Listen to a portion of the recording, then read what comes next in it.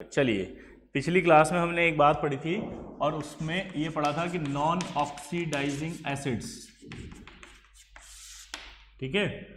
और non oxidizing acids के साथ हमने पढ़ा था ली के काका ने मांगी अलमारी, money, generator, car, fridge, CD, को, नी, स्नेह, प्रभा ही कुटी होगी आज आऊं। यहां से यहां तक मैंने कहा था स्ट्रॉन्ग रिड्यूसिंग एजेंट है। ये लेड तक यहां तक कहा था माइल्ड रिड्यूसिंग एजेंट है। कॉपर से यहां पर आए थे तो वीक रिड्यूसिंग एजेंट है। क्लियर। अब मैंने ये भी बताया था कि ऊपर जाते हैं तो ऑक्सीडेशन पोटेंशियल बढ़ता है,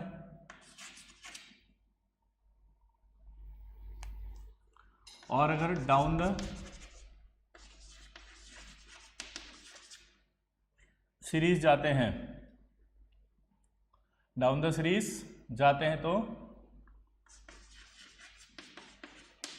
रिडक्शन पोटेंशियल बढ़ता है। Down the series reduction potential increase, और ऊपर जाने पर ऑक्सीडेशन पोटेंशियल इंक्रीज। इसलिए जो ऊपर वाले थे वो स्ट्रॉन्ग रिड्यूसिंग एजेंट थे और जो नीचे वाले थे वो वीक रिड्यूसिंग एजेंट थे। क्लियर सबको। अब नॉन ऑक्सीडाइजिंग एसिड क्या होते हैं, ये आपको कल बताया गया था कि ऐसे एसिड जिनका anionic part as a oxidizing agent behave नहीं करता। आराम से समझेंगे दोबारा से। ऐसे एसिड जिनका एनायनिक पार्ट ऑक्सीडाइजिंग एजेंट की तरह बिहेव नहीं करता, उन्हें क्या कहा जाता है? Non oxidizing acids. अब जो आता है अगला, ऑक्सीडाइजिंग एसिड्स। ऑक्सीडाइजिंग एसिड्स उन्हें कहा जाता है जो अपना एनायनिक पार्ट को ऑक्सीडाइजिंग एजेंट की तरह बिहेव कराते हैं। यानी ऐसे एसिड जिनका एनायनिक पार्ट ऑक्सीडाइजिंग एजेंट की तरह बिहेव करता है, ठीक है। अब उसके जो एग्जाम्पल हमने कल लिखे थे वो था कंसंट्रेटेड HNO3 70%, कंसंट्रेट के बाद dilute HNO3 20%, very dilute HNO3 जो था वो 6%, ठीक है। तो अब हम कंसंट्रेटेड HNO3 की रिएक्शनें पढ़ेंगे। ये 15th ग्रुप आ गया है आपका, समझ गए। ये हम 15th ग्रुप में एंटर कर गए और 15th ग्रुप का एक कंपाउंड हमने स्टडी करना शुरू कर दिया जिसका नाम है HNO3, और HNO3 की हम केमिकल रिएक्शंस पढ़ रहे हैं सारी। क्लियर सबको। तो आप ये सोच रहे होंगे कि कौन सा टॉपिक चल रहा है, तो मैं आपको क्लियर कर दूं। अब हम 15th ग्रुप में आ चुके हैं, ठीक है। और 15th ग्रुप जो है उसका हम कौन सा टॉपिक पढ़ रहे हैं? HNO3। और HNO3 के अंदर भी हम क्या पढ़ रहे हैं? Chemical reactions.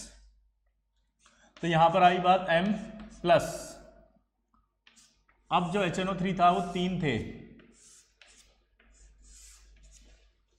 पहला वाला कौन सा था? कंसंट्रेटेड HNO3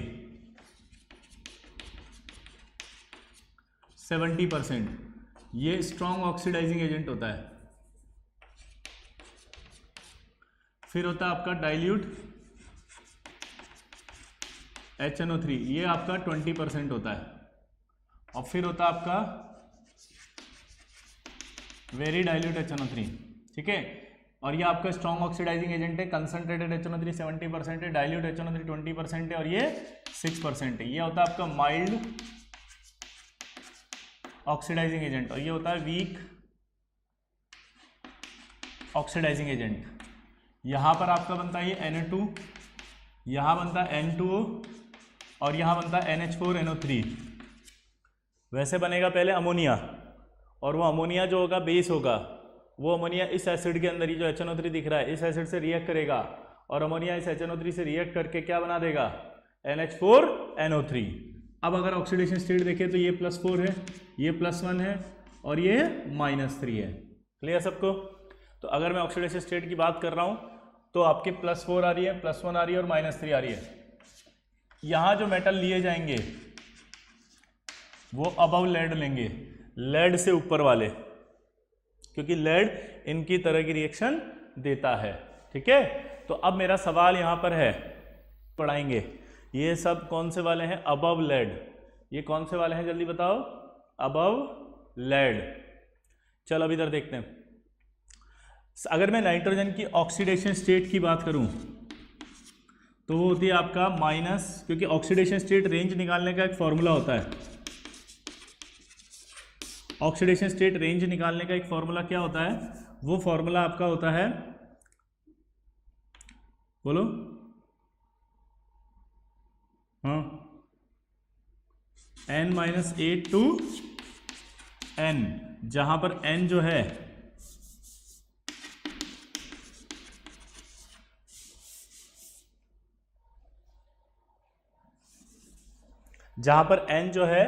वो होता है वैलेंस इलेक्ट्रॉन। अब मेरे से अगर नाइट्रोजन की बात करें तो नाइट्रोजन में वैलेंस इलेक्ट्रॉन कितने होते हैं बताओ? 5। तो यहां पर वैल्यू पुट करोगे आप तो क्या आएगा? ये -3 से +5, तो यानी कि ऑक्सीडेशन स्टेट -3, -3, -2, -1, 0, +1, +2, +3, +4 और +5, ये होती हैं। -3, -2, -1, 0, +1, +2, +3, +4, +5, ये इसकी रेंज है। अब यहां पर आप समझना, क्या समझना है आपको कि अगर मेरे को बचपन में ऐसे पढ़ाया गया था कि कोई स्ट्रॉन्ग ऑक्सीडाइजिंग एजेंट है तो वो दूसरे को ज़्यादा ऑक्सीडाइज करता है, कोई वीक ऑक्सीडाइजिंग एजेंट है तो वो दूसरे को कम ऑक्सीडाइज करता है ना? दोबारा से सुनना, अगर कोई स्ट्रॉन्ग ऑक्सीडाइजिंग एजेंट है, अगर कोई स्ट्रॉन्ग ऑक्सीडाइजिंग एजेंट है तो वो दूसरे को बहुत ज़्यादा ऑक्सीडाइज करेगा और खुद बहुत ज़्यादा रिड्यूस होगा, यानी दूसरे को ऑक्सीडाइज भी ज़्यादा करेगा और रिड्यूस भी खुद होगा। अब यहाँ पर अगर मैं नाइट्रोजन की बात करता हूँ तो यहाँ नाइट्रोजन देखो, HNO3 के अंदर जो नाइट्रोजन दिखाई दे रहा है वो कितना दिखाई दे रहा है? +5। अगर नाइट्रोजन +5 है और स्ट्रॉन्ग ऑक्सीडाइजिंग एजेंट है तो वो खुद जो है वो क्या हो रहा है? बहुत कम रिड्यूस हो रहा है। क्या? बहुत कम। जबकि होना क्या चाहिए था? अगर स्ट्रॉन्ग ऑक्सीडाइजिंग एजेंट है तो यहाँ जो रिडक्शन होना चाहिए था वो क्या होना चाहिए था? बहुत ज़्यादा रिड्यूस होना चाहिए था। अब बहुत ज़्यादा रिड्यूस होना चाहिए था तो उसका ऑक्सीडेशन स्टेट क्या आना चाहिए था? -3। ये यानी ये प्रोडक्ट यहाँ होना चाहिए था और ये प्रोडक्ट यहाँ होना चाहिए था, क्योंकि ये वीक ऑक्सीडाइजिंग एजेंट है। वीक ऑक्सीडाइजिंग एजेंट जो होगा वो बहुत कम रिड्यूस होगा। कम रिड्यूस होगा तो +4 यहाँ आना चाहिए था और ये यहाँ आना चाहिए था, लेकिन ऐसा नहीं हो रहा है। प्रोडक्ट में क्या हो रहा है? ऊपर NO2 बन रहा है और यहाँ NH4NO3 बन रहा है। तो हम क्या समझ रहे हैं बताओ? हम ये समझ रहे हैं, जो डाउट हमारा है उसको समझना आप। हमारा डाउट ये है कि अगर कोई स्ट्रॉन्ग ऑक्सीडाइजिंग एजेंट होता है तो वो बहुत ज़्यादा रिड्यूस होता है, तो इस हिसाब से ये बहुत ज़्यादा रिड्यूस होना चाहिए और इसका ऑक्सीडेशन स्टेट +5 से -3 होना चाहिए। यहाँ पर क्या लिखा हुआ है? Weak reducing agent. और अगर वीक रिड्यूसिंग एजेंट लिखा है तो इसका मतलब समझते हैं आप, वीक रिड्यूसिंग एजेंट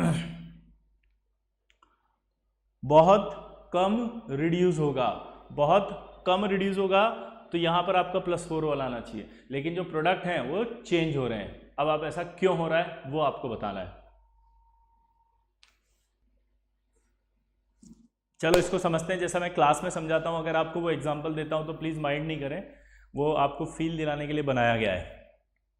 यहाँ पर अपन 70% HNO3 को ऐसा फील करेंगे कि 7 डॉग्स हैं, ठीक है, कुत्ते, 70 कुत्ते खड़े हुए ऐसे मान के चलते हैं अपन। और अब जो एलिमेंट हम ले रहे हैं वो जिंक है मान लो, तो जिंक 2 इलेक्ट्रॉन देगा। 2 इलेक्ट्रॉन मतलब 2 रोटी मान लेते हैं, ठीक है। अब आप फील करना कि जब आप ये 2 रोटी 70 कुत्तों में ऐसे उछालोगे और वो रोटी जब नीचे गिरेगी तो उस कंडीशन में क्या होगा? जो कुत्ते होंगे वो उस रोटी को झपटेंगे। जब वो झपटेंगे तो कुछ कुत्तों के पास रोटी का टुकड़ा ज़्यादा गया, कुछ के पास कम गया, कुछ के पास बहुत कम गया, जिसके पास ज़्यादा गया वो वापस, जिसके पास नहीं गया वो छीन रहा है। ये इमेजिनेशन आप कर पा रहे हैं क्या? पहले बताओ,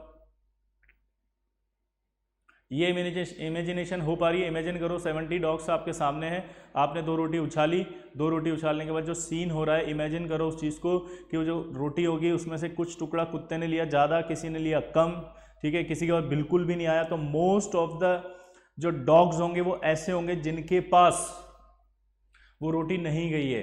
तो वो क्या करेंगे? जिनके पास नहीं गई है वो छीनने की कोशिश करेंगे, जिनके पास है रोटी उसमें से, ठीक है, छीनने की कोशिश करेंगे। तो जो रोटी का टुकड़ा बड़ा था वो और छोटा हो जाएगा, छीनते छीनते छीनते छीनते। फील आ रही है कुछ? इसी तरह से जब कोई HNO3 की बात करें तो ये 70% HNO3 रखा हुआ है सामने, और यहाँ से एक एलिमेंट जिंक ने अपना क्या दिया, इलेक्ट्रॉन 2 रिड्यूस करने के लिए। अब ये 2 इलेक्ट्रॉन वहाँ गए, तो 2 इलेक्ट्रॉन जैसे ही वहाँ गए तो वो इलेक्ट्रॉन रिड्यूस करेंगे, और रिड्यूस करते समय जो आपका इलेक्ट्रॉन का कंसंट्रेशन होगा वो अलग अलग होगा। यानी कि जब HNO3 रिड्यूस होगा तो उस सॉल्यूशन में हो सकता है कि कुछ प्रोडक्ट NO बन जाए, कुछ प्रोडक्ट NO2 बने, कुछ प्रोडक्ट NH3 बने, कुछ प्रोडक्ट N2O3 बने, समझ रहे हो, कुछ प्रोडक्ट N2O बने, लेकिन मोस्ट ऑफ द HNO3 अभी भी पड़े हुए हैं। अब ये HNO3 एक अच्छे ऑक्सीडाइजिंग एजेंट है।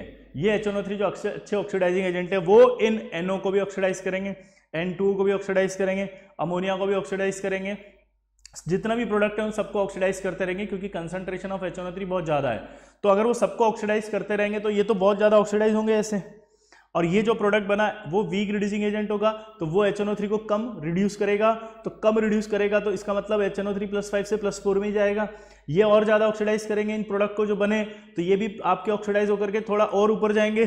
तो मेजर प्रोडक्ट जब दिखेंगे अपन पूरे सॉल्यूशन का तो +4 वाला दिखाई देगा, और +4 वाला इसका प्रोडक्ट जो है वो NO2 है। क्या है? NO2।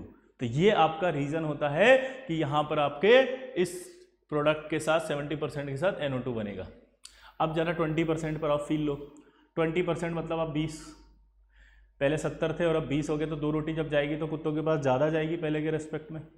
और जो HNO3 है खूब सारे, वो अब कितने रह गए? 20 इलेक्ट्रॉन गए 20 HNO3 के पास, तो पहले के रेस्पेक्ट में ज़्यादा गए, यानी ज़्यादा रिड्यूस हुआ।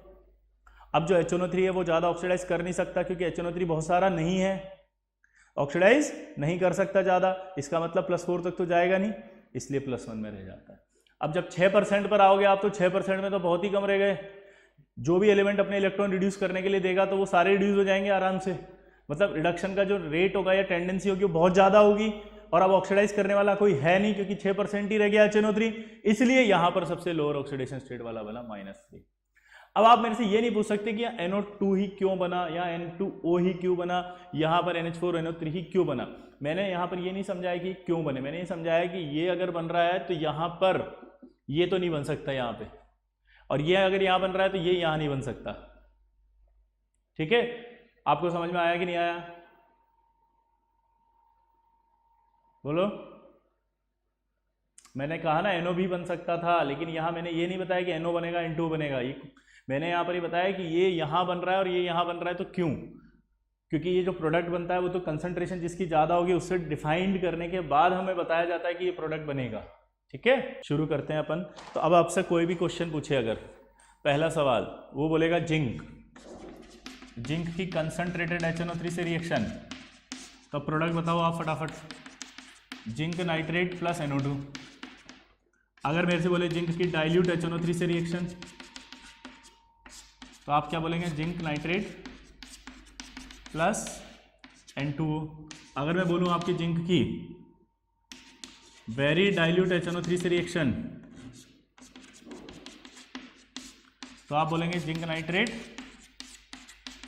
Plus NH4NO3। क्यों? क्योंकि आपको पता है कि जिंक जो होता है वो इसमें आ रहा है, यानी कि अबव लेड है जिंक की जो पोजीशन है वो अबव लेड है, और अगर जिंक की पोजीशन अबव लेड है,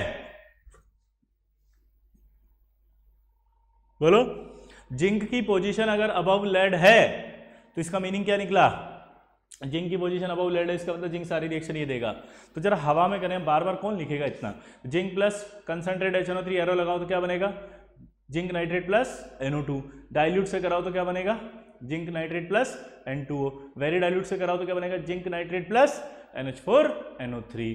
अब लेड से ऊपर कितने एलिमेंट है जरा देखो, इसको छोड़ दो तो 14 एलिमेंट है, 14 एलिमेंट है, और ये कितने लिखे हुए? 3। तो 14 × 3 करो, 42 रिएक्शन 1 मिनट में गारंटी के साथ याद हो गई आपको, अगर आपको ये सीरीज याद है तो। क्योंकि सीरीज के अंदर ही आपको बस ये देखना कि कौन किसके ऊपर है और कौन इसके ऊपर। अगर हम यहाँ पर बात करते हैं वापस से, तो कोई भी एलिमेंट ले लो अब, चलो ठीक है। जिंक के अलावा अगर मैं सपोज कोई और एलिमेंट लेता हूँ, तो और एलिमेंट में अभी एक कैटेगरी और बची है, और वो है हाइड्रोजन से नीचे वाले और लेड। ठीक है, तो अब सवाल यहाँ पर आ रहा है कि वो क्या बनाएंगे। तो देखो वो क्या बनाएंगे।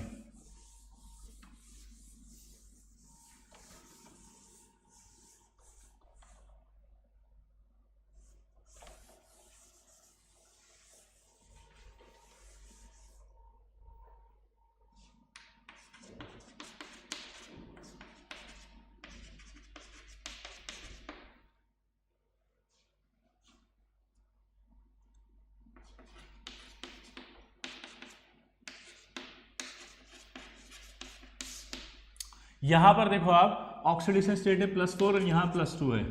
अब हमें ये समझना है कि ध्यान से समझना, ठीक है। मेरा एक सवाल यहां पर यह है कि जब आपने बिलो लेड या लेड लिए तो क्या हुआ, तो बिलो लेड और लेड अगर लिए आपने तो उस कंडीशन में क्या हुआ, बोलो।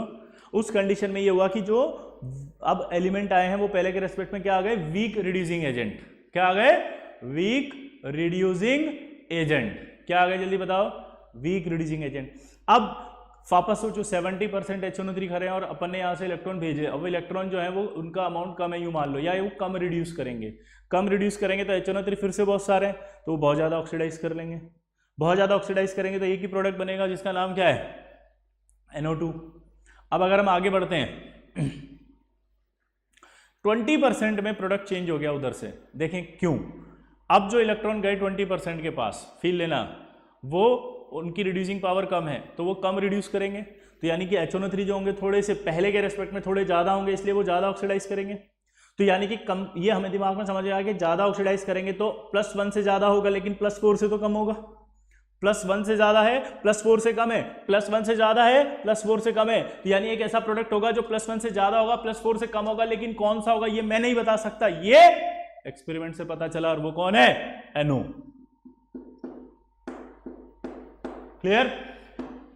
थर्ड वाले पे आते हैं। थर्ड वाले में 6% है, वीक रिड्यूसिंग एजेंट होता है, ये वाले सारे।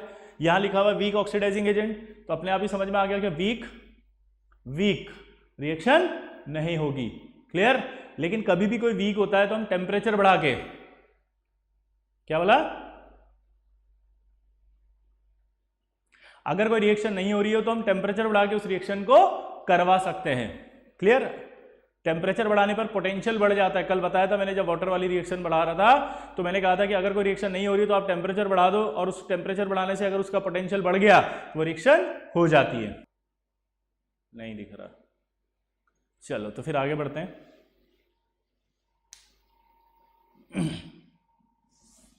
अब आपसे रिएक्शंस में क्वेश्चंस पूछ रहा है। पहला, कॉपर की रिएक्शन कराओ फटाफट। तो कॉपर की रिएक्शन अगर कंसंट्रेटेड HNO3 से कराएंगे तो क्या बनेगा, कॉपर नाइट्रेट प्लस NO2। लेकिन अगर वही कॉपर की रिएक्शन डाइल्यूट HNO3 से कराएंगे तो बनेगा वापस, बोलो, कॉपर नाइट्रेट प्लस NO। और अगर कॉपर की वेरी डाइल्यूट से करा देंगे तो रिएक्शन नहीं होगी। क्लियर। लेकिन अगर वहीं पर अपन कॉपर की डाइल्यूट H2SO4 से कराएं तो क्या रिएक्शन होगी, सोचो। कॉपर की डाइल्यूट H2SO4 से रिएक्शन में क्या बनेगा, कल ही तो बताया था, कॉपर सल्फेट प्लस SO2। किस किस को याद है, जरा देख के बताओ फटाफट जल्दी से। यहां पर कुछ नहीं बनेगा, यही आईटी है। कल बताया था नॉन ऑक्सीडाइजिंग एसिड जो भी होते हैं वो रिएक्ट करके H2 गैस देते हैं, लेकिन एलिमेंट कौन सा होना चाहिए, हाइड्रोजन से ऊपर वाला। यहां देख के बताओ ये कॉपर हाइड्रोजन से नीचे आ रहा है कि नहीं आ रहा। कॉपर अगर नीचे आ रहा है तो यहाँ रिएक्शन नहीं करेगा ये। तो यहाँ डाइल्यूट H2SO4 से रिएक्शन नहीं हो रही है, लेकिन डाइल्यूट HNO3 से रिएक्शन हो रही है। ये बात आपके दिमाग में बैठी या नहीं बैठी। क्या डाइल्यूट HNO3 से कॉपर रिएक्ट कर सकता है, लेकिन डाइल्यूट H2SO4 से नहीं कर सकता। क्यों, क्योंकि डाइल्यूट HNO3 एक ऑक्सीडाइजिंग एजेंट है और डाइल्यूट H2SO4 जो है एक नॉन ऑक्सीडाइजिंग एसिड है। नॉन ऑक्सीडाइजिंग एसिड हाइड्रोजन से नीचे अगर है एलिमेंट तो रिएक्ट नहीं करता। तो ये इस तरह के सवाल आपके समझ में आ रहे हैं। कई बार हमें डाउट नहीं आता, सर ये कॉपर जो है वो डाइल्यूट HNO3 से तो कर लेता है, सर ये डाइल्यूट H2SO4 से क्यों नहीं करता। तो फिर हम क्या करते हैं, स्कूल के अंदर अगर पढ़ते हैं या कहीं और पढ़ते हैं तो क्या कहते हैं, बेटा याद कर लो इसको। यही बोला जाता है ना, लर्न कर लो, रट लो। इनऑर्गेनिक है, रट लो इसको। तो कॉपर प्लस डाइल्यूट HNO3 क्यों कर रहा है, कॉपर प्लस डाइल्यूट H2SO4 क्यों नहीं कर रहा है, ये समझ में आया कि नहीं आया। क्लियर, क्लियर सबको। चलिए अब अगला देखो, एक सवाल उसने पूछा है कि जब zinc plus concentrated HNO3 react करता है तो आपके पास जिंक नाइट्रेट प्लस NO2 बनेगा, और वो कह रहा है कि टाइप ऑफ रिएक्शन कौन सी है ये। पहला, एक तो अपन ने अभी पढ़ा रेडॉक्स, एसिड बेस, तीसरा बॉथ, चौथा नन। चलो बताओ फटाफट, आपसे सवाल पूछेगा तो क्या आंसर इसका, जल्दी से बताएं। इसके ऑप्शंस टिक करना 1 2 3 4 ऐसे। Yes, very good, both. अब ये कैसे हुआ वो समझते हैं अपन, ठीक है, देखना जरा।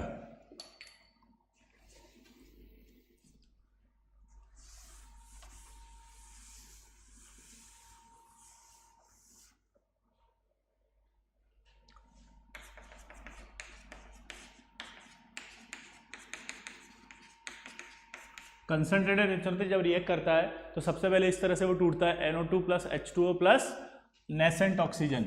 नेसेंट ऑक्सीजन एक अच्छी ऑक्सीडाइजिंग एजेंट होती है, तो वो जिंक इस ऑक्सीजन से रिएक्ट करके क्या बना लेता है, ZNO। क्या बना लेता है, ZNO। अब ये ZNO आपको पता है क्या होता है, मेटल का ऑक्साइड है। अगर मेटल जिंक के अलावा होती तो मेटल के ऑक्साइड बेस होते हैं। HNO3 क्या होता है, एसिड। अब यहाँ जिंक की बात कर रहे हैं तो जिंक एम्फोटेरिक है, और आप सबको बताइए कि जो एम्फोटेरिक होता है वो एसिड से भी रिएक्ट करता है और बेस से भी रिएक्ट करता है। ये कल भी बताया था, पंजाब अली गाना सुनाओ कार में, तो जिंक है ये। तो ये इससे रिएक्ट करके क्या बना लेगा, zinc nitrate plus NO2 plus H2O। अब आप इसको पूरे को नेट बैलेंस करोगे तो ये तो कैंसिल हो जाएगा, ये भी कैंसिल हो जाएगा, और जिंक बचेगा, साथ में क्या बचेगा, HNO3। तो ये जिंक क्या बनाएगा, nitrate plus NO2 plus H2O। Clear. तो zinc plus HNO3 arrow zinc nitrate NO2 plus H2O बना। तो ये पूरी रिएक्शन में अगर आप देखें ध्यान से तो यहाँ पर इसका +5 था, ये टूट के +4 में आया, ये 0 था और ये आपका +2 में आया। यहाँ रिडक्शन हुआ, यहाँ ऑक्सीडेशन हुआ, तो ये जो रिएक्शन हुई वो क्या हुई, रेडॉक्स। और ये वाली नीचे वाली क्या हुई, एसिड बेस। तो जो फाइनल प्रोडक्ट बन रहा है वो फाइनल प्रोडक्ट इन दोनों रिएक्शन के कॉम्बिनेशन से बन रहा है। दोबारा बोलो, जो फाइनल प्रोडक्ट बन रहा है वो बोलो, जो फाइनल प्रोडक्ट बन रहा है वो इन दोनों के कॉम्बिनेशन से बन रहा है। क्या बोला, जल्दी बताओ मैंने, जो फाइनल प्रोडक्ट बन रहा है वो इन दोनों के कॉम्बिनेशन से बन रहा है। तो टाइप ऑफ रिएक्शन की बात कर रहे हैं तो दोनों टाइप की हुई नहीं हुई, बोलो, तो दोनों टाइप की हुई, बोथ। तो आपसे सवाल पूछेगा तो आप बता देंगे। चलिए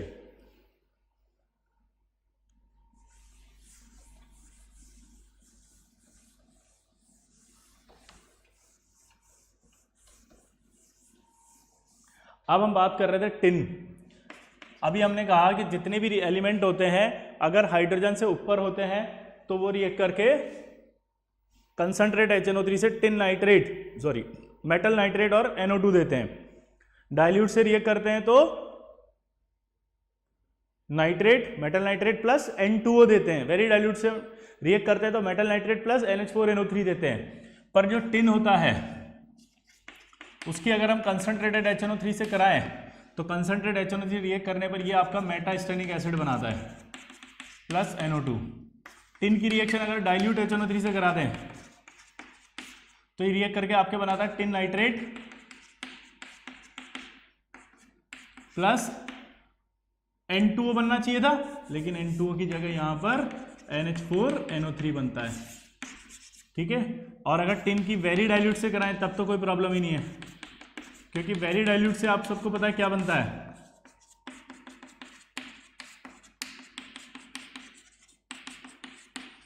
तो आपको एक तो ये प्रोडक्ट में चेंज हुआ और एक ये हुआ, तो दो चेंज आपको याद होनी चाहिए। और ये मैंने आपको जब टिन पढ़ा रहा था तो टिन की रिएक्शंस में बताया था, आया ना? क्या बताया था बताओ? कि टिन की रिएक्शन जब पढ़ाई थी कंसंट्रेट HNO3 मेटास्टेनिक एसिड बना था, टिन की डाइल्यूट से कराई थी तो NH4NO3 बना था। याद आया? ये देखो मैंने कहा था रिवाइज हो जाएगा। पंजाबे अली गाना सुनाओ कार में, इनके जितने भी ऑक्साइड्स और हाइड्रोक्साइड्स होते हैं वो सब एम्फोटेरिक होते हैं। तो ये जिंक था, तो जिंक का ऑक्साइड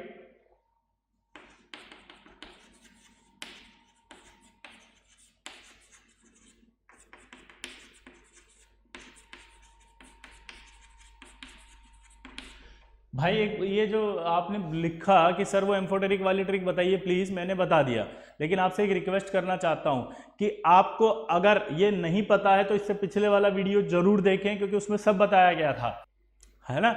ये रिएक्शन है आपकी टिन की, याद हो गई, जितने भी ऑक्साइड से हाइड्रोक्साइड से एम्फोटेरिक होते हैं इनके, तो टिन वाली रिएक्शन। अब क्रोमियम, एल्यूमिनियम एंड आयरन जब ये कंसंट्रेटेड HNO3 से रिएक्ट करते हैं तो ये अपने ऊपर एक प्रोटेक्टिव लेयर बना लेते हैं अपने ऑक्साइड्स की। क्रोमियम, एल्यूमिनियम और आयरन, आयरन का केस अभी बताऊंगा कैसे। NCERT में सिर्फ क्रोमियम और एल्यूमिनियम लिखा हुआ है, ठीक है।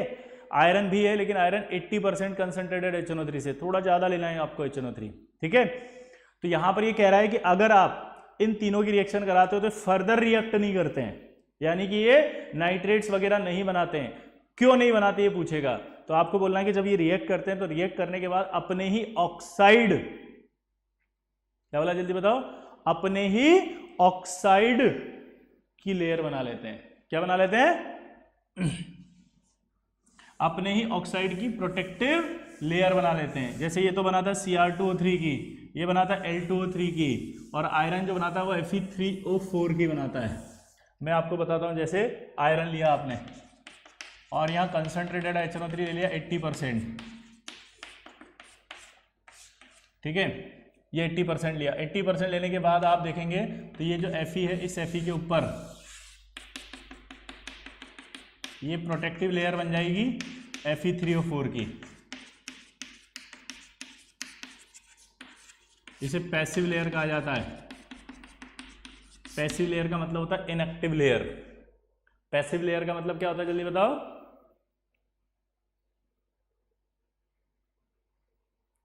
एल्यूमिनियम, क्रोमियम, Fe, ठीक है।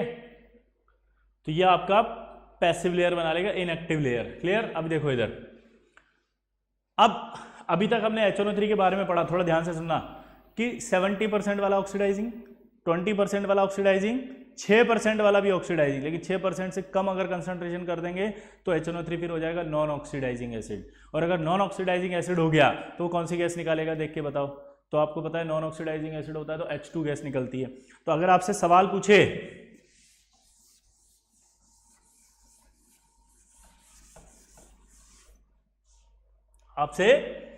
पूछे कि दो दे देगा, जैसे एलिमेंट दे दिया उसने, मैग्नीशियम लिख दिया या मैग्नीज लिख दिया, और आपसे कह दिया वेरी डाइल्यूट HNO3, और यहां लिख दिया उसने 2%, और बोला प्रोडक्ट बताओ। तो अब दिमाग की बत्ती जली मेरी, यहां पर लिखा 2%। 2% मतलब क्या हो गया? लेस। 2% मतलब क्या हो गया? लेस। 2% मतलब क्या हो गया? बोलो, लेस, वेरी वेरी लेस, यानी कि नॉन ऑक्सीडाइजिंग एसिड हो गया ये। और नॉन ऑक्सीडाइजिंग एसिड हो गया तो ये अपने अपने क्या बना लेंगे? Nitrate plus NO2।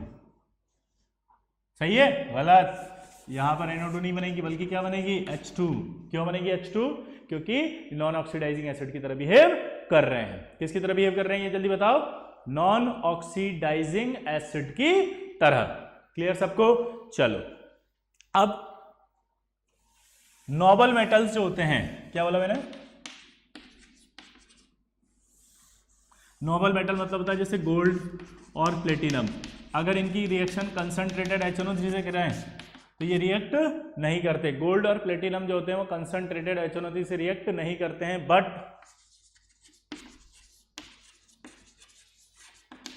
एक्वारेजिया से रिएक्ट करते हैं, और रिएक्ट करके क्या हो जाते हैं? सॉल्यूबल। एक्वारेजिया से रिएक्ट करके क्या हो जाते हैं? सॉल्यूबल।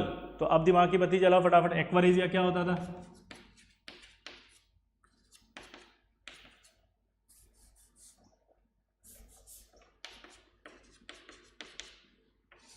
चलो इसके प्रोडक्ट बताओ क्या होते हैं? 3:1 रेशो था ये, था यहाँ पे देखो कि NOCl plus Cl plus H2, ये आपका स्ट्रॉन्ग ऑक्सीडाइजिंग एजेंट होगा। तो ये क्या करेगा, ये गोल्ड और प्लेटिनम से रिएक्ट करके इनके सॉल्युबल कंपाउंड बना देगा।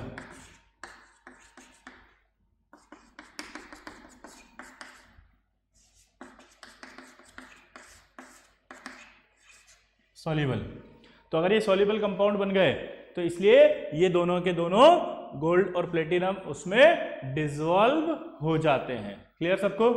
तो आप बोलेंगे कि गोल्ड और प्लेटिनम किस में डिसॉल्व होते हैं, तो क्या बोलोगे आप? एक्वारेजिया। एक्वारेजिया का कलर मैंने बताया था कल, येलो, ऑरेंज येलो टाइप से होता है ये। ठीक, अब HNO3 की रिएक्शन की बात करते हैं अपन। तो HNO3 की रिएक्शन की बात करने के बाद हम इसका एक की पॉइंट बनाते हैं कि अगर कोई भी रिड्यूसिंग आ जाए, any reducing agent plus concentrated HNO3 हो तो आप क्लियर बोल सकते हो क्या बनेगा? NO2, हाँ है ना। लेकिन अगर डाइल्यूट HNO3 आ जाए, क्या बोला मैंने? डाइल्यूट HNO3, तो कौन सा प्रोडक्ट बनता था? N2O। क्लियर? अब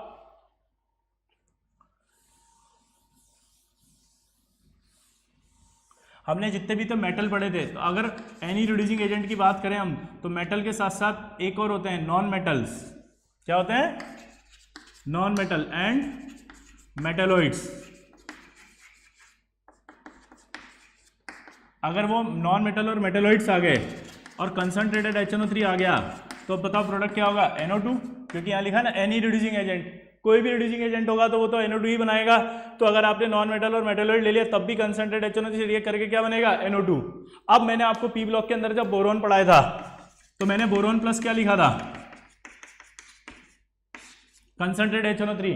तो कंसंट्रेटेड HNO3 जब भी रिएक्ट करेगा तो रिएक्ट करके आपका क्या बनाएगा? एक फॉर्म ऑफ ऑक्सी एसिड। एक फॉर्म जो होती है वो हमेशा हायर ऑक्सीडेशन स्टेट होती है except halogens. Except halogens, halogen में जो +5 वाला होता है वो एक एसिड होता है, बट जो हायर ऑक्सीडेशन स्टेट होती है वो +7 होती है। तो यहां पर अगर हेलोजन का कोई कंपाउंड देंगे, हेलोजन का कोई रिएक्टेंट होगा, तो जो प्रोडक्ट कंपाउंड होगा वो आपके +5 वाला बनेगा। बाकी सब में कौन सा बनेगा? हायर ऑक्सीडेशन स्टेट वाला, यानी कि इक वाला। ठीक है, क्योंकि +5 वाले को इक बोलते हैं, +7 वाले का तो नाम होता है पर एसिड। तो बोरोन की रिएक्शन कंसंट्रेटेड HNO3 कराओ, क्या बनेगा? H3BO3 प्लस, बोलो, NO2।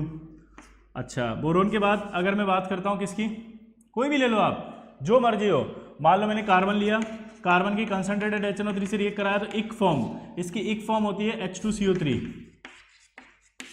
Plus NO2। अब ये H2CO3 टूट जाता है और CO2 प्लस H2O में, यानी आप H2CO3 लिखो या CO2 प्लस H2O लिखो, कोई फर्क नहीं पड़ रहा। क्या बोला बताओ मैंने? चाहे आप CO2 लिखो, चाहे आप H2O लिखो, चाहे H2CO3 लिखो, कोई फर्क नहीं पड़ रहा है। ठीक है। कार्बन के बाद अगर मैं सल्फर की बात करता हूं कंसंट्रेटेड HNO3 से, तो सल्फर की बात करने पर कंसंट्रेटेड HNO3 से क्या बनेगा? सोचो, एक फॉर्म ऑफ ऑक्सी एसिड, यानी H2SO4 प्लस NO2। फास्फोरस से अगर रिएक्शन कराऊंगा कंसंट्रेटेड HNO3 की, तो क्या बनेगा?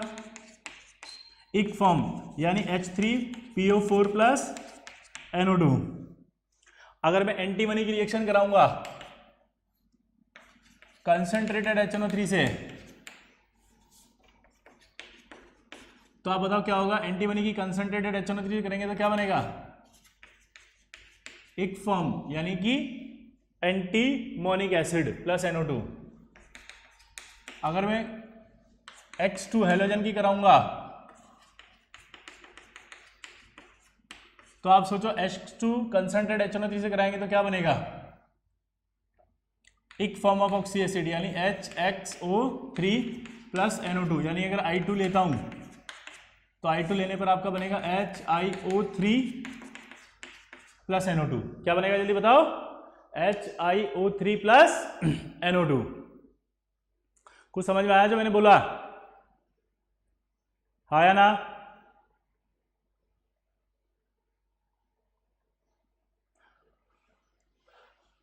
क्लियर?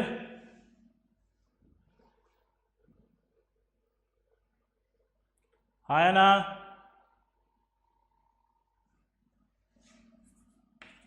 बोलो। क्लियर सबको? तो ये इस तरह से आप चाहे कोई भी रिएक्शन है फटाफट फटाफट बोल सकते हैं पी ब्लॉक के अंदर। अब आपको रटने की जरूरत नहीं पड़ेगी, आप फटाफट फटाफट बोलते जाओ, एक फॉर्म ऑफ ऑक्सी एसिड खड़ा खड़ा आ जाएगा, ठीक। लेकिन अगर यहीं पर अपन कंसंट्रेट की जगह डाइल्यूट लेते हैं तो डाइल्यूट HNO3 में आपका क्या बनेगा? एक फॉर्म ऑफ ऑक्सी एसिड, ठीक है। डाइल्यूट HNO3 में इनिशियली कोई रिएक्शन नहीं होगी, लेकिन अगर मैं हाई टेम्परेचर कर दूंगा कोई रिएक्शन नहीं होगी। लेकिन मैंने कहा था अगर रिएक्शन नहीं हो रही तो आप टेम्परेचर बढ़ा के रिएक्शन करवा सकते हो। तो अगर मैं यहां टेम्परेचर बढ़ा दूंगा तो रिएक्शन हो जाएगी। तो मैं यहां पर अगर कर दूं हाई टेम्परेचर तो आपके रिएक्शन में क्या होगा? वही एक form of oxy acid plus NO। Clear? Simple है। चलो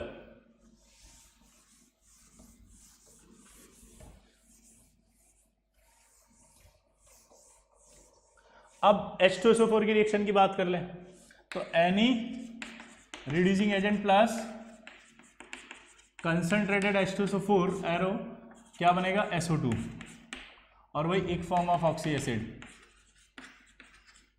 ठीक है। अब यहां पर नोट वही गोल्ड और प्लेटिनम, जैसे पहले नहीं कर रहे थे वैसे यहां भी नहीं कर रहे हैं, नो रिएक्शन। गोल्ड और प्लेटिनम की बात करें तो क्या होगा? क्लियर? No reaction. तो जल्दी जल्दी बताओ आप। जैसे मान लो मैंने कहा यार सल्फर के पहले अपन लेते हैं कॉपर की अगर मैं कंसंट्रेटेड H2SO4 से कराऊं तो क्या बनेगा? जल्दी बताओ। तो आंसर है आपका CuSO4 प्लस SO2। लेकिन अगर डाइल्यूट होता तो डाइल्यूट से रिएक्शन। चलिए आगे बढ़ते हैं। कॉपर प्लस कंसंट्रेटेड H2SO4 कोई भी हो अगर तो रिएक्शन होगी आपकी कॉपर सल्फेट प्लस SO2, लेकिन डाइल्यूट होगा तो रिएक्शन नहीं होगी। अब अगर हम बात करें आगे कॉपर के बाद अगर मैं बात करूं सिल्वर Hg, क्या रिएक्शन होगी? जल्दी बताओ। हाँ, क्योंकि मैंने क्या कहा बस ये दो नहीं करेंगे बाकी सब कर लेंगे। तो यहाँ का बन जाएगा Ag2SO4 प्लस SO2। अगर मैं बात करूं यहाँ पर आपका किसकी? HgSO4 प्लस SO2, ठीक है। अगर मैं यहाँ पर बात करूं गोल्ड की तो गोल्ड नो रिएक्शन। हाँ, अगर मैं बात करूं यहाँ पर कार्बन की तो कार्बन प्लस कंसंट्रेटेड H2SO4 एक फॉर्म ऑफ ऑक्सी एसिड को मैंने बताया था CO2 प्लस H2O लिख सकते हैं प्लस SO2। लेकिन मेरा एक डाउट है, अगर मैं सल्फर प्लस कंसंट्रेटेड H2SO4 लिखता हूं तो क्या बनेगा? बताओ। तो यस, यहां रिएक्ट करेंगे तो सिर्फ SO2 प्लस H2O बनेगा। और अगर मैंने यहां पर NaHSO3 ले लिया और कंसंट्रेटेड H2SO4 ले लिया तो क्या बनेगा? नो डाउट सल्फाइड है तो क्या बन जाएगा? Sulphate plus SO2। Clear?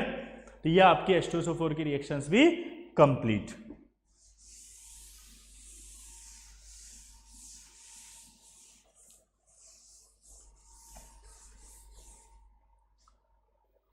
Clear? अब हम पी ब्लॉक के अंदर नाइट्रोजन फैमिली की बात कर रहे थे। नाइट्रोजन फैमिली के एक अंदर सबसे बड़ा कंपाउंड आता है जिसका नाम है आपका PH3। तो हम PH3 की बात कर रहे हैं। हम सबसे पहले प्रिपरेशन, अगर हम बात करें कोई भी मेटल सल्फाइड आ जाए और उस मेटल सल्फाइड का अगर आप हाइड्रोलिसिस करवा दें, डाइल्यूट H2SO4 की रिएक्शन तो उतनी है बेटा जितनी अभी पड़ी थी, ठीक है। हाँ, मेटल सल्फाइड की रिएक्शन अगर कराएं तो यहाँ प्लस आएगा, यहाँ -3 आएगा, यहाँ प्लस और यहाँ माइनस। चलो रिएक्शन में बताओ कौन किसके साथ जाएगा? हाइड्रोलिसिस करेंगे तो प्लस वाला माइनस के साथ जाएगा तो यहाँ बन जाएगा MOH प्लस, ये P और H रिएक्ट करेगा तो क्या बनाएगा? PH3। क्या बनाएगा? PH3। क्लियर? ये जो PH3 है इसी का नाम है फॉस्फीन। क्या नाम है इसका? फॉस्फीन। क्या नाम है बताओ? फॉस्फीन। अब आगे बढ़ते हैं। अगर मैं मान लो यहां पर क्या लेता हूं? मेटल फॉस्फाइड लिया, इससे बना फॉस्फीन। अब अगर मैं P4 की रिएक्शन NaOH से करा दूं कोल्ड और डाइल्यूट, तो रिएक्शन में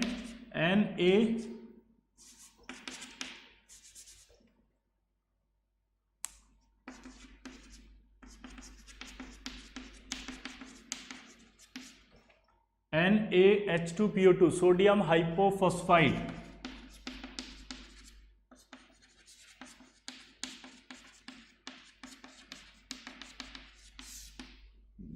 ये बनेगा। इसकी ऑक्सीडेशन स्टेट निकालोगे तो +1 आएगी और इसकी -3 आएगी।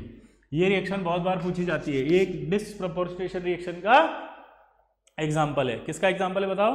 डिसप्रपोर्शनेशन का। किसका? डिसप्रपोर्शनेशन का। और डिसप्रपोर्शनेशन रिएक्शन अभी हम आगे फिर पढ़ेंगे 17th ग्रुप में, मैं आपको पूरी एक साथ ही बता दूंगा, ठीक है। तो ये आपका PH3 बन गई। अब PH3 को लैब में कैसे बनाया जाता है, ठीक है, देखो जरा।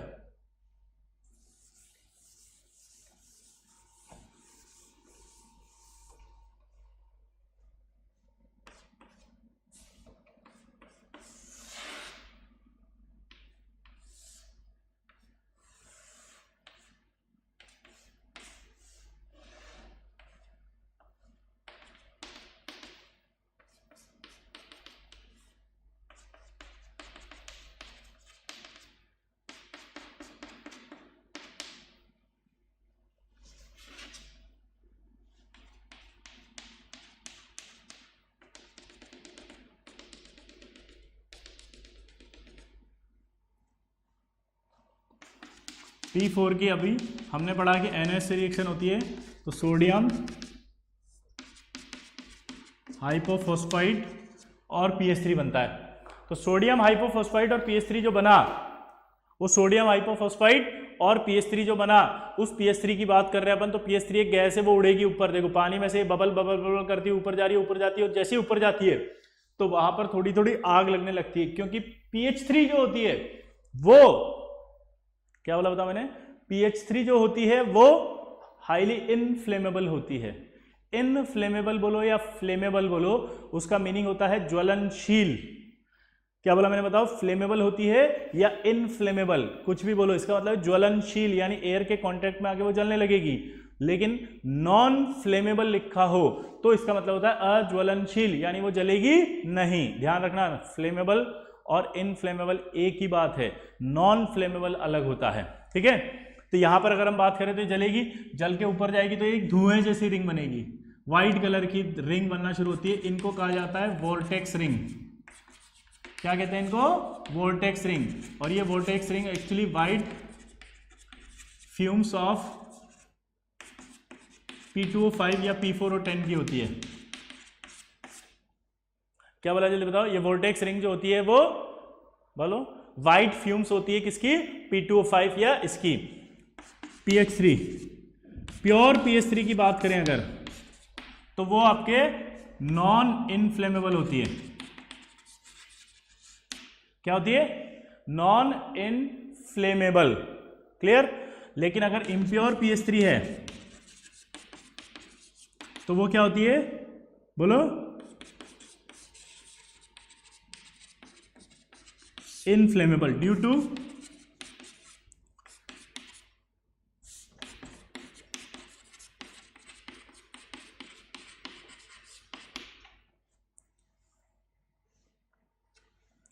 ड्यू टू, देखो इम्प्योर PH3 इंपॉर्टेंट सवाल है भाई, आता है एग्जाम में। ये जो इम्प्योर PH3 होती है वो इनफ्लेमेबल होती है due to P2H4 and P4 vapour. क्या बोला जल्दी बताओ? इम्प्योर PH3 इनफ्लेमेबल होती है due to P2H4 and P4 vapour. तो ये क्या हो गई जल्दी बताओ? इम्प्योर अगर हुई तो जलेगी। ये लैब में जो बन रही है वो प्योर बन रही है कि इम्प्योर? ऑब्वियसली बात है कि आपने कोई सेपरेशन प्योर तो किया नहीं है, तो इम्प्योर ही बनेगी कहीं पे भी, तो वो इम्प्योर बन रही है और वो उड़ रही है, ठीक है। और अगर वो उड़ रही है तो इसका मतलब क्या निकल रहा है? बोलो। तो ये उड़ रही है और उड़ करके जल रही है इसलिए धुआं उठ रहा है, धुआं उठ रहा है, इसका नाम है वोर्टेक्स रिंग। तो अब अगर लैब में आप ऐसे बनाओगे तो लैब में ब्लास्ट हो सकता है, इसलिए हम इसको लैब में कैसे बनाते हैं देखना, प्योर पीएच3 बनाने का एक तरीका क्या बोला, जल्दी बताओ मैंने, प्योर पीएच3 बनाने का तरीका।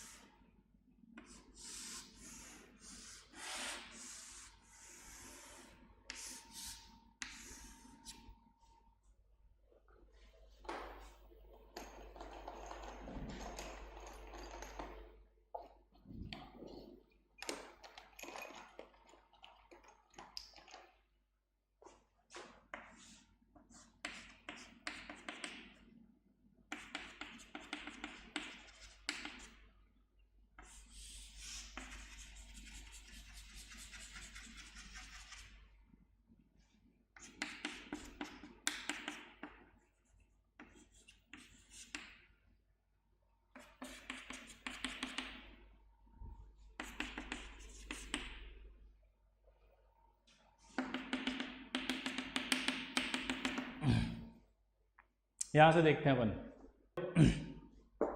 ये बहुत इंपॉर्टेंट है भाई, आईटी में आता है ये, ध्यान से सुनना इधर फटाफट। हाँ,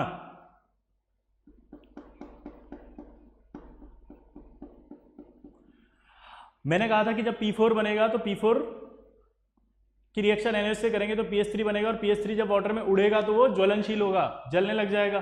तो इसको लैब में कैसे बनाया जाता है वो बता रहा था मैं। तो अब हम क्या करते हैं, जब P4 प्लस NH की रिएक्शन कराते हैं तो P4 प्लस NH की रिएक्शन कराने पर हम इस बार क्या कर रहे हैं कि इस पाइप को आइस में से पास करते हैं, और आइस में से पास करते हुए इसे HI में ले जा रहे हैं।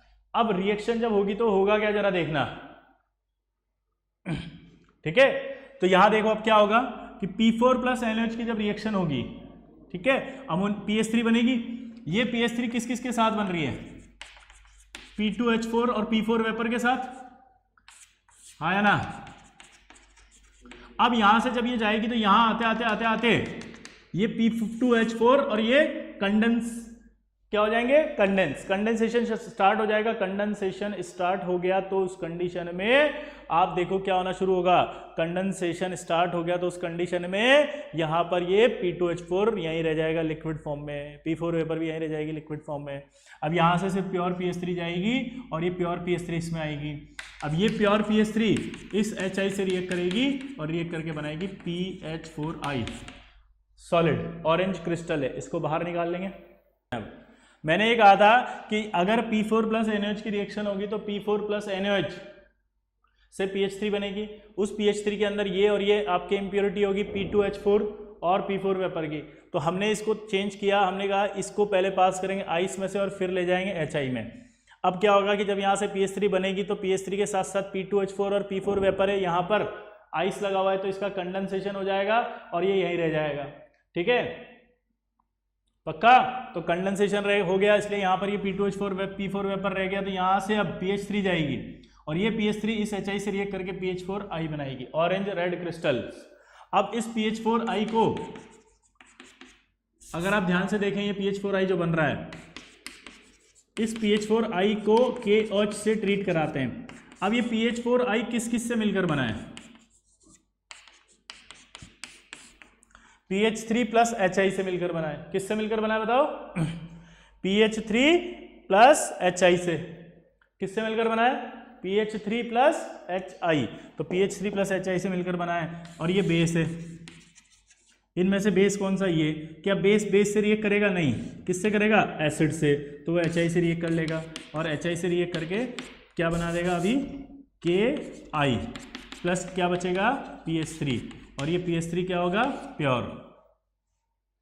तो इस तरह से आप प्योर PH3 प्राप्त कर सकते हैं। कैसे करेंगे प्राप्त, आप समझ में आया कुछ, ये प्योर PH3 है, ठीक, इससे अब आग नहीं लग सकती।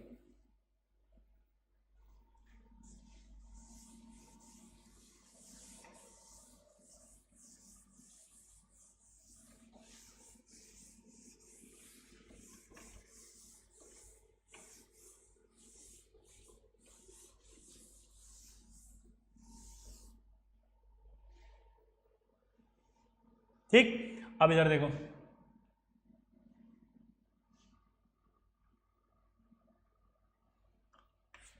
अगर हम एल्यूमिनियम फॉस्फाइड का हाइड्रोलिसिस कराएं तो हाइड्रोलिसिस करेंगे तो देखो ये pH3 -3 है, पानी डाइल्यूट H2SO4 लेंगे तो पानी भी होगा इसमें, तो पानी जब रिएक्ट करेगा तो पानी इससे OH से रिएक्ट करेगा, पानी अगर इसके OH से रिएक्ट करेगा और वो हाइड्रोक्साइड फिर सल्फेट से रिएक्ट करेगा तो L2SO4 आ जाएगा, प्लस साथ में क्या बनेगा pH3, ये pH3 भी प्योर होगा। अगर आप हाइड्रोलिसिस करवाते हैं एल्यूमिनियम फॉस्फाइड का तो एल्यूमिनियम फॉस्फाइड के हाइड्रोलिसिस से भी जो pH3 बनती है वो प्योर pH3 होती है।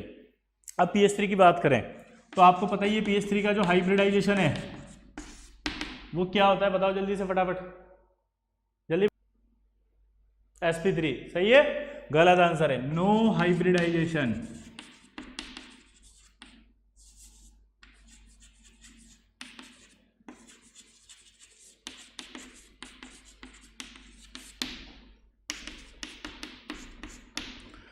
No hybridisation due to Drago's rule, भूल गए सब आप, ये ड्रेगोज रूल के अंदर पढ़ाया था अपन ने कि pH3 में कोई हाइब्रिडाइजेशन नहीं होता और pH3 का जो लोन पेयर है वो हमेशा किस में रहेगा, s ऑर्बिटल में। अगर वो s ऑर्बिटल में रहेगा तो इसका मतलब s का अट्रैक्शन बहुत ज्यादा होगा न्यूक्लियस का s पर, तो इस लोन पेयर पे न्यूक्लियस का अट्रैक्शन ज्यादा लगेगा, तो ये आसानी से लोन पेयर नहीं डोनेट कर पाएगा। अगर ये आसानी से डोनेट नहीं कर पाएगा तो ये क्या होगा, वीक फील्ड लिगेंड, क्या होगा, वीक फील्ड लिगेंड। क्लियर। अच्छा, pH3 जो होता है इसीलिए पानी में इनसॉल्युबल होता है, लेकिन कार्बन डाइसल्फाइड अगर लेंगे तो उसमें सॉल्युबल हो जाएगा। pH3 की रॉटन फिश स्मेल होती है, सड़ी हुई मछली जैसी, रॉटन फिश स्मेल, सड़ी हुई मछली जैसी। अब pH3 का जो यूज होता है ना वो एक बहुत इंपॉर्टेंट है आपके लिए। अब वो क्या है जरा देखना। पहले के ज़माने में क्या होता था, जैसे आजकल तो एरोप्लेन हेलीकॉप्टर्स वगैरह सब होते हैं एक जगह से दूसरी जगह जाने के लिए, लेकिन पहले के ज़माने में सिर्फ पानी के जहाज़ हुआ करते थे। पानी के जो जहाज़ होते थे वही एक जगह से दूसरी जगह सामान लेकर के जाते थे। क्लियर। लेकिन जब सामान और बहुत सारा सामान होता था, खाने पीने का चीज़ें बहुत सारी, तो जब वो जा रहे होते थे तो उस कंडीशन में क्या होता था, कोई भी रात में अगर आइलैंड आ गया तो उस आइलैंड से वो टकरा जाते थे और टकरा करके सारा का सारा पानी, समझ गया आपको, पूरा का पूरा शिप में भर गया और वो खराब हो गया सामान और शिप डूब गया। तो इससे काफ़ी सारा नुकसान हो जाता था क्योंकि कई महीनों की यात्रा के बाद वो सामान लाया जाता था। ठीक, तो उस जमाने में क्या किया गया कि एक आदमी को उस आइलैंड पर बिठा देते थे और उस आदमी को एक कंटेनर देते थे जिस कंटेनर में छोटे छोटे छेद होते थे, और उस कंटेनर में कैल्शियम फॉस्फाइड और कैल्शियम कार्बाइड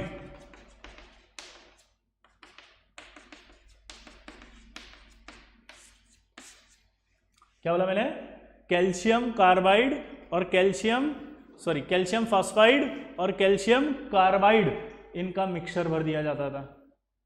अब इनका जो मिक्सचर भरते थे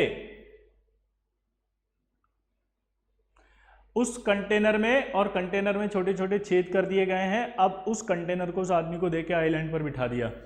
अब आइलैंड पर बिठा दिया और शिप आया तो शिप की आवाज़ सुनते ही वो उस आदमी का काम होता था वो कंटेनर जोर से फेंकेगा पानी के अंदर।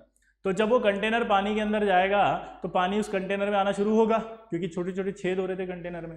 पानी अंदर आएगा तो ये हाइड्रोलाइज होगा कि नहीं होगा इससे, और ये हाइड्रोलाइज होकर के क्या बनाएगा, कैल्शियम हाइड्रोक्साइड प्लस pH3, और ये बनाएगा आपका कैल्शियम, बोलो इसका बताओ, हाइड्रोक्साइड प्लस, मैंने आपको कार्बाइड पढ़ाया था याद हो तो, मैंने इसका की पॉइंट भी दिया था, 2 कार्बन है तो 2 कार्बन वाली गैस बनेगी। क्या बताया था की पॉइंट, 2 कार्बन है तो 2 कार्बन वाली गैस बनेगी। आप पिछले वाले वीडियो में जाके देख सकते हैं, उसके अंदर कार्बाइड पढ़ाया था, उसका की पॉइंट भी बताया था। तो उसी की पॉइंट से प्रोडक्ट बना ये वाला। फील ही नहीं आ रही यार आपको, फील ही नहीं आ रही। अब ये pH3 बना पानी में। अब सोचो pH3 पानी से बाहर निकलेगा तो आग लगेगी नहीं लगेगी, क्योंकि अभी बताया था ये तो कि इम्प्योर pH3 जो होती है वो क्या होती है, हाँ वेरी गुड, नॉन या बताओ इनफ्लेमेबल। तो आग लग जाएगी, और अगर आग लगेगी तो वहां पर आपके पानी के ऊपर कुछ कुछ आग जैसा दिखाई देगा, ठीक है। फिर एसिटिलीन जो होती है उस आग को ब्राइट और ल्यूमिनस बना देती है, जिससे कि वो एक सिग्नल की तरह दिखाई देता है। और वो सिग्नल एक साइंटिस्ट ने कहा था, ये सब साइंटिस्ट ने बताया था, इसीलिए उसको कहते हैं बल होम्स सिग्नल। होम्स सिग्नल जो होता है उसका जो कंपाउंड, मतलब जो मिक्सचर में जो कंपोनेंट्स होते हैं वो कौन से होते हैं, कैल्शियम कार्बाइड और कैल्शियम फॉस्फाइड। क्लियर सबको? दोबारा से समझेंगे। ये मिक्सचर होगा, कंटेनर होगा, उस कंटेनर में छोटे छोटे छेद हैं। शिप आया, उस आदमी ने वो कंटेनर पानी में फेंक दिया। पानी में फेंकते ही क्या हुआ, पानी में फेंकते ही उस पानी अंदर गया कंटेनर में, ये हाइड्रोलाइज्ड हुए, बना PH3, ये हाइड्रोलाइज्ड हुआ, बना एसिटिलीन। PH3 ज्वलनशील था, वो जैसे ही ऊपर गया पानी से तो आग लग गई, पानी में आग जैसा कुछ दिखने लगा, फिर एसिटिलीन ने उसे ब्राइट और ल्यूमिनस बना दिया। ब्राइट और ल्यूमिनस बनने से वो दूर से दिखाई देने लग गया, तो यानी वो सिग्नल की तरह ट्रीट हुआ, वो सिग्नल होम सिग्नल कहलाता है। क्लियर? इसी तरह से इस मिक्सचर का उपयोग स्मोक स्क्रीन में भी करते हैं। कभी आपने फौजियों की फिल्में देखी होंगी तो उसके अंदर एक स्टेटमेंट आता है कि कवर फायर दो। कवर फायर के अंदर क्या होता है कि वो एक ऐसे कुछ बम होता है, उसको खोलते हैं तो चारों तरफ वाइट वाइट धुआं हो जाता है और फिर वो फौजी बाहर निकल जाते हैं उसमें से, ठीक है। तो अब आप दिमाग लगाओ कि जब वो आपके ऐसे करके उसने बम निकाला, तो बम निकालते चारों तरफ जो धुआं फैला, वो धुआं वही है मिक्सचर, ठीक है, स्मोक स्क्रीन। तो आपसे पूछेगा होम सिग्नल का जो मिक्सचर है वो कौन सा है, तो आप बता देंगे। और अगर आपसे पूछे स्मोक स्क्रीन कौन है तो बता देंगे। क्लियर? आया ना? बोलो, सिंपल है। तो ये आपका, जल्दी बताओ क्या हुआ, PH3। तो PH3 की जो बात चल रही थी, अब वो PH3 पानी में क्या थी, इनसॉल्युबल, रोटेन फिश स्मेल। क्या थी? Rotten fish smell. चलिए, तो आज का टॉपिक हम यहीं कंप्लीट करते हैं। नेक्स्ट टॉपिक जो होगा वही 15th ग्रुप नाइट्रोजन होगा, नेक्स्ट क्लास में पढ़ेंगे। आप इस लेक्चर को पूरा याद करके आएँ, ढंग से याद करके आएँ प्लीज़, ठीक है। आप क्या करते हैं ना, बिना याद करे अगर आप बैठेंगे तो आप कुछ भी पूछते रहेंगे, ये बता दो, वो बता दो, ये बता दो, वो बता दो, तो उससे हमें कोई तकलीफ नहीं होगी, लेकिन तकलीफ